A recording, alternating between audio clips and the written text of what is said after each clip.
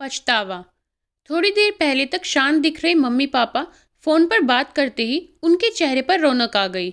अपने रूम में नाश्ता कर रहे अपने बहू और बेटे के पास आकर बोले, कल रश्मि आ रही है, अभी अभी फोन पर बात हुई है, दामाद जी भी साथ आएंगे। राघव, तुम कल दोपहर 4 बजे एयरपोर्ट चले जाना, दोनों को लेने। इस रश्मि को तो लगता है कोई और काम नहीं है, जब देखो तब आ जाती है यहाँ पर। मैं नहीं जा पाऊंगा, मुझे और भी जरूरी काम है। क्या वो टैक्सी करके नहीं आ सकती यहाँ तक? राघव गुस्साई आवाज में बोल पड़ा। अपने बेटे के मुंह से अपनी बेटी के लिए ऐसे बोल सुन माँ एकदम दंग रह गई। अरे, तबीयत तो ठीक है ना तेरी? कैसी पागलों की तरह बात कर रहा है? घर में 2 गाड़ियां होते हुए बहन को टैक्सी में आने के लिए कह रहा है। तू, क्या हो गया है तुझे? रहने दो, मैं खुद जाकर ले आऊंगा। अपनी बेटी को करने दो उसे अपना काम। अभी रश्मि का बाप जिंदा है और मैं नहीं चाहता कि मेरी बेटी को उसके ससुराल वाले से ताने सुनने पड़े कि इकलौती बेटे होते हुए भी उसे लेने गाड़ी नहीं भेजी या उसके स्वागत में कोई कमी रह गई। पापा ने बेटे को अपनी नाराजगी जताते हुए कहा, आप दोनों समझते नहीं हो मम्मी पापा। वो जब भी घर आती है घर का माहौल खराब हो जाता है। वो तो आराम से बैठी रहती है जैसे कोई महारानी हो। हम सबको उसकी अवगत में लगना पड़ता है। मेरी पत्नी का तो पूरा दिन ही दीदी और जीजाजी के आगे पीछे उनके ऑर्डर पूरे करते हुए निकल जाता है। गुस्से से राघव बोला, आज क्या हो गया है तुझे?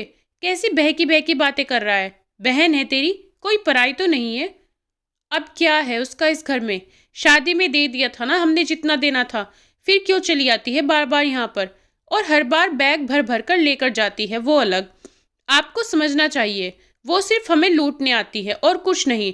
राघव ने तंज कसते हुए कहा, तुझे क्या, अगर वो यहाँ से थोड़ा कुछ ले जाती है तो? ये सब मेरी मेहनत की कमाई है और मैं जो चाहूँ वो करूँ। चाहूँ तो पूरा रश्मि को दे दूँ। पापा गुस्से से लगभग कांपते हुए बोले। अब राघव अपनी आवाज धीमी करते हुए बोला, मैं कहाँ कुछ नई बात कर रहा हूँ मम्मी पापा। मैं तो वही बोल रहा हूँ जो मैंने बरसों से बुआ के साथ होते हुए देखा है। आज अपनी बेटी के खिलाफ 2 शब्द क्या सुन लिए, आप तो गुस्से से लाल हो गए। जरा सोचिए, जब आप बुआ के साथ ऐसा व्यवहार करते थे तब दादी को कैसा लगता होगा। बुआ जी जो हम पर इतनी जान छिड़कती है, आपने कभी उनके और उनके ससुराल वालों के मान सम्मान के बारे में सोचा है? कभी उन्होंने कभी भी आपसे कुछ नहीं मांगा, बल्कि हर बार वो अपने साथ कुछ न कुछ लेकर ही आती। लेकिन आपका व्यवहार कभी भी उनके साथ अच्छा नहीं रहा। दादी ने भी आपसे कभी नहीं कहा कि मेरी बेटी को पैसे दे दो या कुछ खरीद कर दे दो। फिर भी दादी को आपके यहाँ इतना भी अधिकार नहीं था कि वो अपनी बेटी को कुछ दिनों के लिए अपने पास बुलाकर रहने दे। अपनी बेटी का ऐसा अपमान वो सहन नहीं कर पाई, इसलिए वो गांव में पुराने घर में अकेले रहने चली गई। बुआ भी अपना अपमान सह लेती, पर आपने उनके पति का भी मान नहीं रखा, इसलिए उन्होंने भी हमारे घर आना जाना छोड़ दिया। जिस तरह रश्मि इस घर की बेटी है, बुआ भी तो इसी घर की बेटी है। आपने 2 बेटियों में फर्क कर अच्छा नहीं किया पापा। और रही मेरी बात, तो मैं अपनी बहन से बहुत प्यार करता हूँ। मैंने कभी अपनी पत्नी को उसके खिलाफ गलत बोलने का हक नहीं दिया और वो बोलेगी भी नहीं।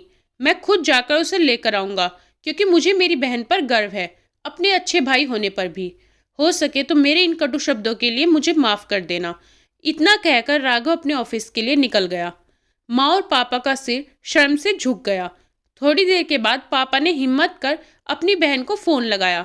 बहन के फोन उठाते ही वो फूट फूट कर रो पड़े और बोले, दीदी हमें माफ कर दीजिए।